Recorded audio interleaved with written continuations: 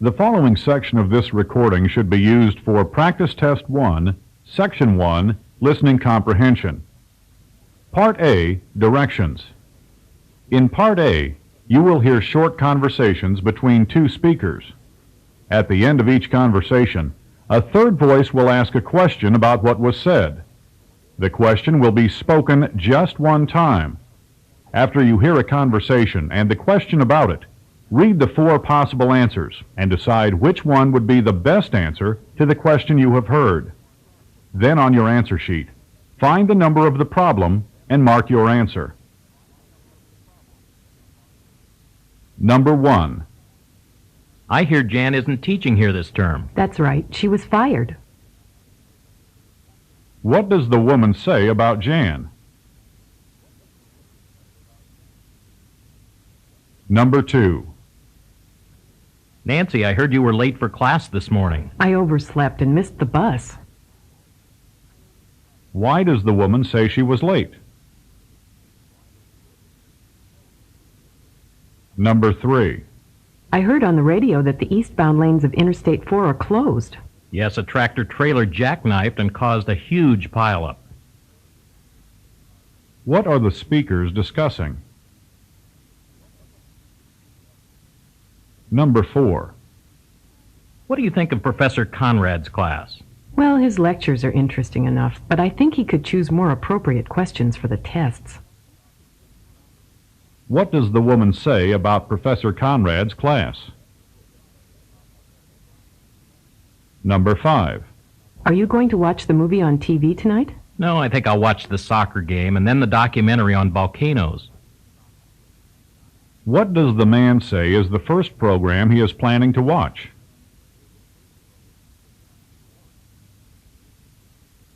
Number 6. Where did Suzanne come from? She was born in Switzerland and grew up in Sweden, but she's a citizen of England. Which country does the woman say is Suzanne's present home?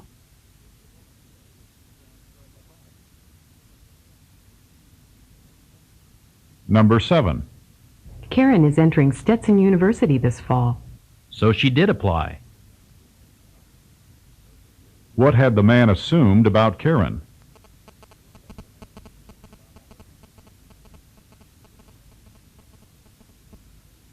Number 8. Why are you wearing that cream all over your arms? I ate wild berries at the picnic last week and I broke out in a rash. What does the woman say happened to her?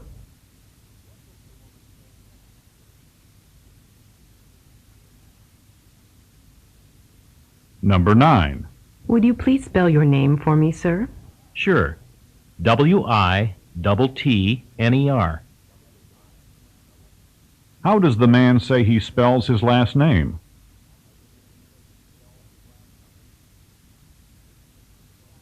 Number 10.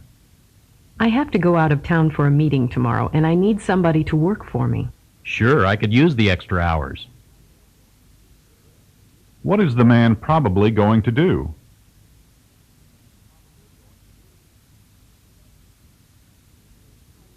Number 11. Louis, how did your football team do last season? We won 3, lost 5, and tied twice. How many games does the man say his team tied?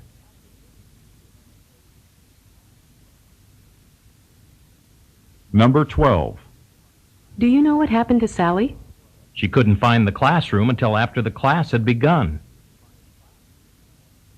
What does the man say happened to Sally?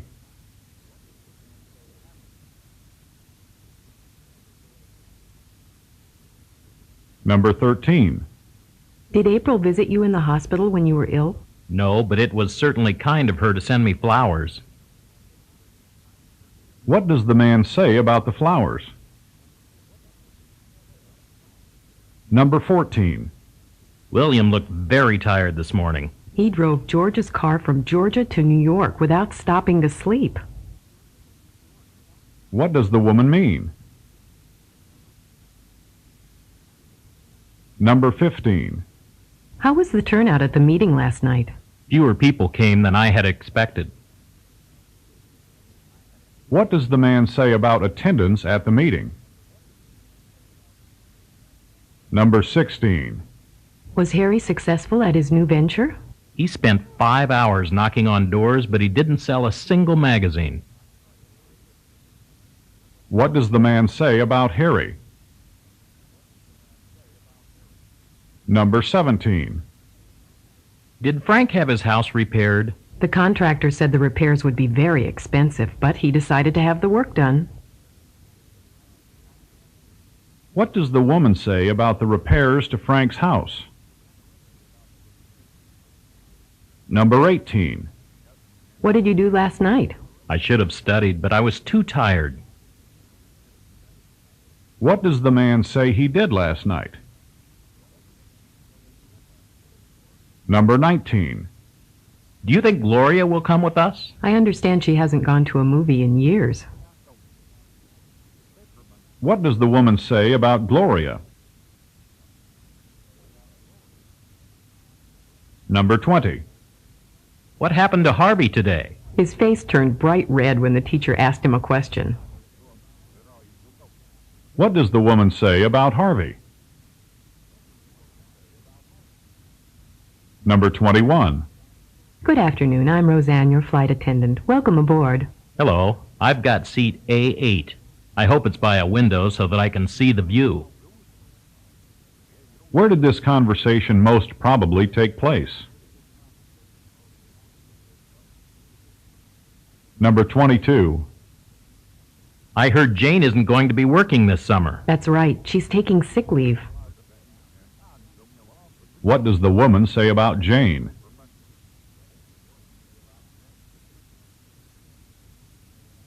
Number 23. A change has sure come over you. I finally had my annual review meeting with my boss. It couldn't have gone better. What does the woman mean?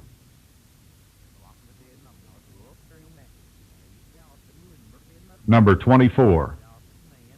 Doesn't Professor Jones realize there are only 2 days before the test? He apologized for not announcing the test earlier. What does the woman say about the professor?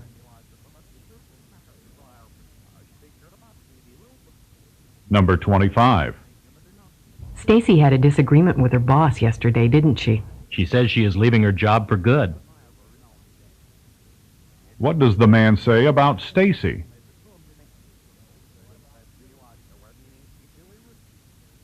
Number 26. Did John stop at the store? No, he had some money, but not enough to buy groceries. What does the woman say about John?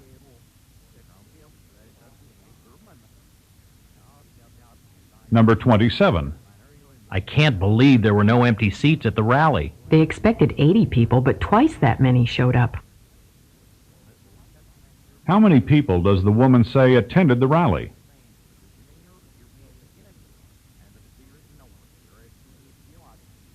Number 28. Are we doing anything today? We were supposed to meet Fred and Mary at the movies, but we're broke. What does the man mean?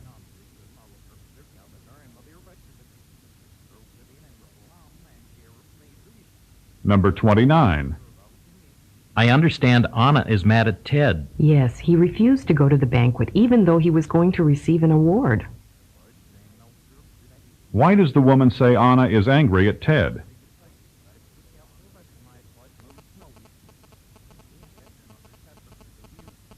Number 30.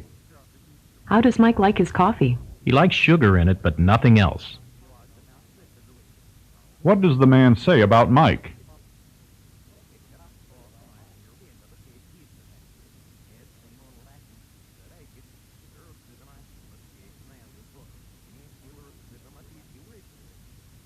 Part B, directions. In Part B, you will hear longer conversations. After each conversation, you will be asked some questions. The conversations and questions will be spoken just one time. They will not be written out for you, so you will have to listen carefully in order to understand and remember what the speaker says. When you hear a question, read the 4 possible answers in your test book and decide which one would be the best answer to the question you have heard. Then on your answer sheet, find the number of the problem and fill in the space that corresponds to the letter of the answer you have chosen.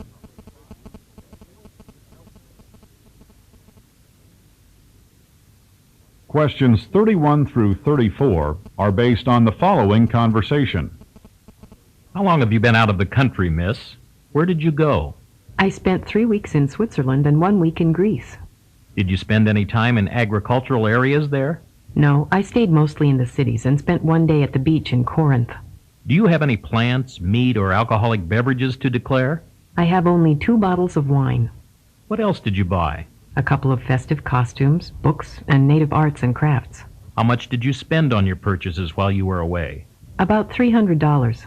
Please open this small suitcase for me. Okay, give this card to the official at the red desk. Number 31. Where did this conversation most likely take place?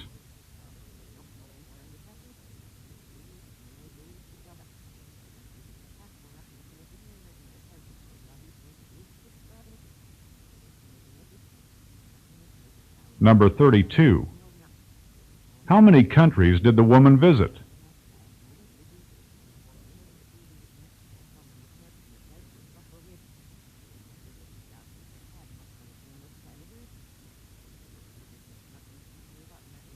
Number 33.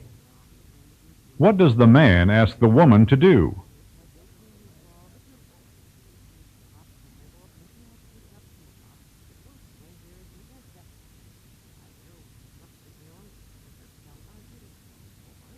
Number 34. What did the woman have to declare?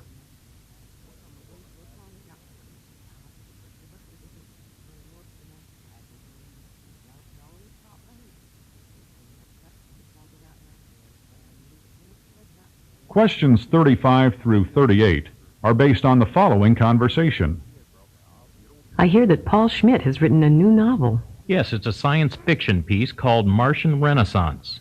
Sounds intriguing. What's the plot like? It deals with a 5-man, 1-woman crew on a 3-year mission to Mars. Is their mission successful? Well, in some respects it is. They have a series of incredible adventures once they land. Do they meet any real Martians? Yes, they are even held captive by them. What do the Martians look like? Are they little green men? You'll have to read the book to find out. Number 35. What is the name of Paul Schmidt's new book?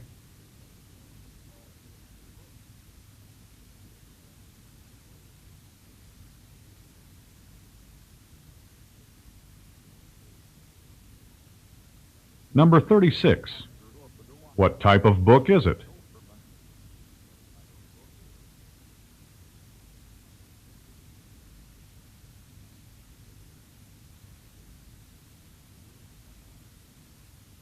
Number 37. How long did the mission to Mars take?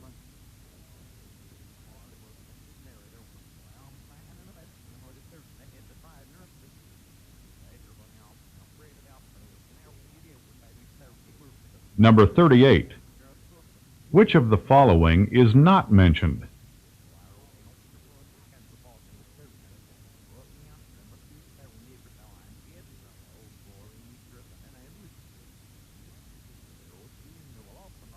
Part C, Directions.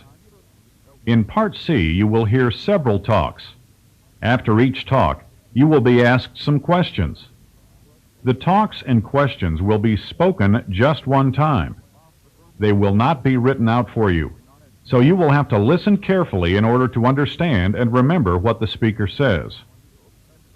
When you hear a question, read the 4 possible answers in your test book and decide which one would be the best answer to the question you have heard.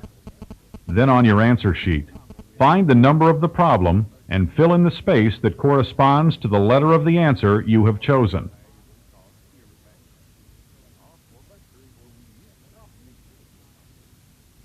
Questions 39 through 42 are based on the following lecture about the game of Jai-Alai.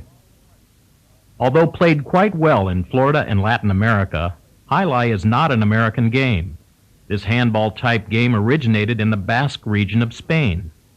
Jai-Alai is one of the fastest-moving ball games.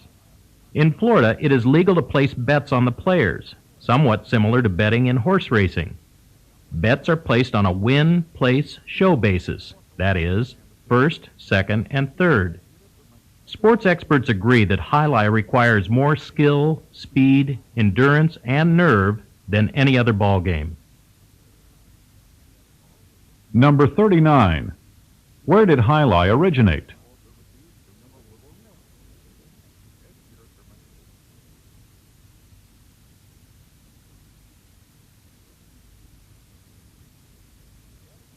Number 40. Betting on jai-alai players is compared to what other sport?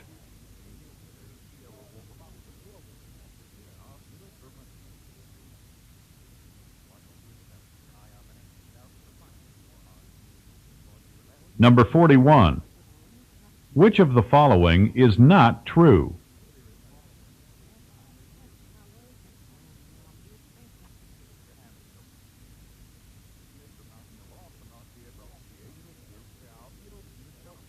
Number 42. To what game is jai-alai compared in the reading?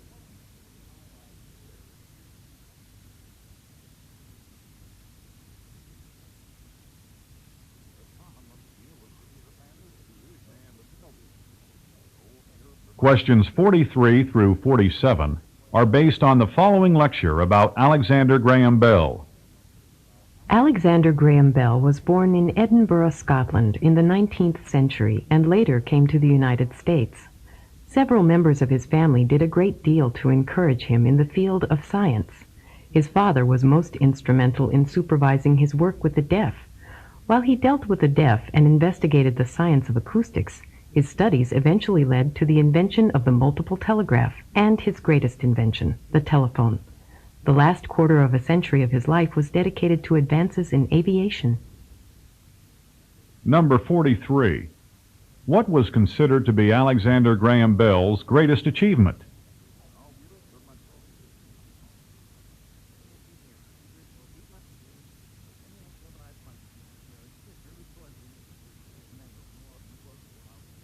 Number 44.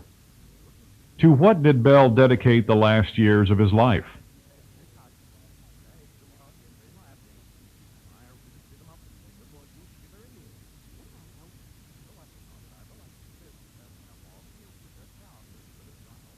Number 45.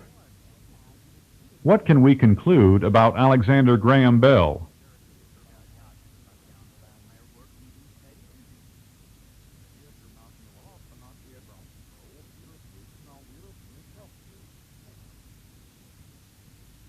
Number 46. Which of the following statements is not true?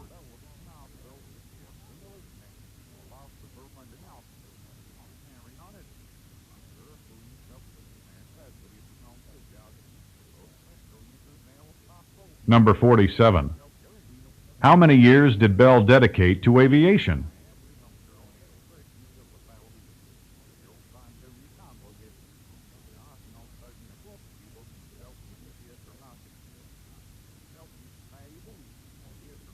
Questions 48 through 50 are based on the following explanation of life insurance products to a customer. Now that you know you want to purchase life insurance, you must choose from two types. The amount of money paid periodically for an insurance policy is a premium. The type of life insurance you choose will affect the amount of the premium you pay. Term life insurance is purchased for a given period of time, or term. At the end of the term, the insurance expires. It insures your life based on a formula that considers how long you are expected to live. This product provides the greatest coverage for the least amount of money. You do not pay any money as an investment in addition to the insurance cost. If you choose to purchase insurance after the expiration, the premium will be higher because it is calculated on your attained age, and at that point you will be older than you are now. The longer the premium is guaranteed to remain constant, the greater the premium will be, because it reflects the average cost of insurance for all years being covered. Cash value life insurance, on the other hand, has a component fund in which the life insurance company deposits part of the premium and pays interest earned on its investments in mortgages, bonds, stocks, and other investments. The balance of the premium purchases term insurance, which is calculated in the same way as if you purchased term life insurance. Consequently, the premium is significantly higher than that of term life insurance. However, most cash value life insurance products have a fixed premium schedule and remain in effect throughout your life. In many cases, the interest earned on the investment portion of the premium will ultimately pay the premiums, so that at some point you can discontinue making payments out of pocket. Once the fund has started to accumulate, you may borrow some of the funds at a low interest rate, receive retirement income, or even stop paying premiums. This type of policy also builds up a cash value, so that if you want to cancel the policy, some money is actually returned, unlike the term policy, which has no value other than the insurance. Number 48. Which of the following is not a reason to buy cash value insurance?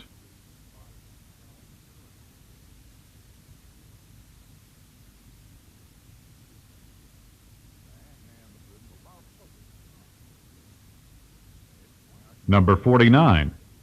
Why is cash value life insurance more expensive than term life insurance?